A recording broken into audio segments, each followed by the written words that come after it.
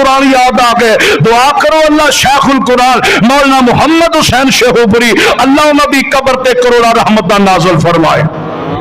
बड़ा प्यारा तर्जमा करते ने इस हदीस का, फरमाते ने ना कर मान जवानी दा, ओए जवानों ते बुढ़ियो सारे सुन लो, ना कर मान जवानी दा ए बुलबुला सजना पानी दा। जी अनवर साहब मुगल साहब सारे देखो, भाई राशिद साहब सारे इधर देखो जरा, बड़ा प्यारा तर्जमा।